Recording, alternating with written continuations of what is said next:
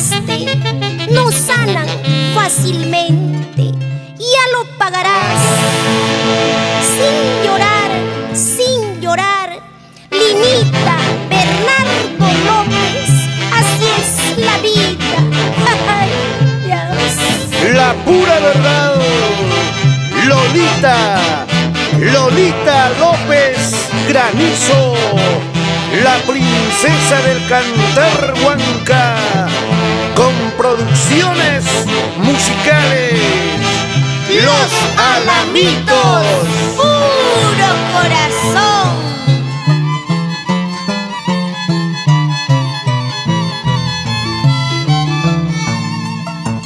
La vi llorando a mi hijita y le pregunté por qué lloraba. Ella me dijo: madre querida, quiero a mi padre, ¿dónde se ha ido? La vi llorando a mi hijita y le pregunté por qué lloraba. Ella me dijo: madre querida, quiero a mi padre, ¿dónde se ha ido? Le respondí llorando que tu papá se ha ido lejos, muy lejos, para no volver.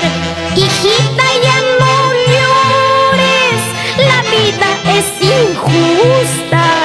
Dios, dame fuerza para olvidarlo.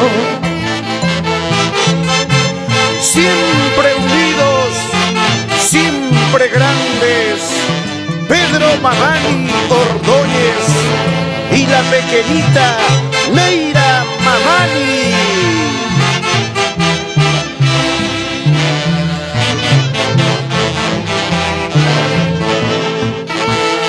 La vi llorando a mi hijita y le pregunté por qué lloraba.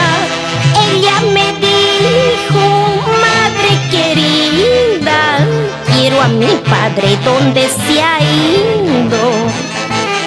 Le respondí llorando que tu papá se ha ido lejos, muy lejos, para no volver.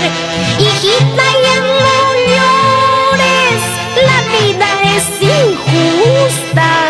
Dios, dame fuerza para olvidarlo.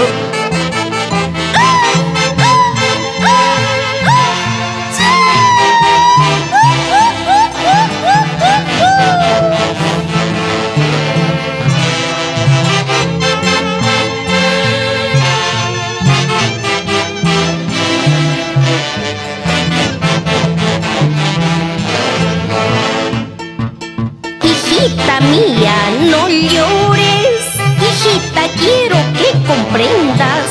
Así es la vida, ¿qué haremos?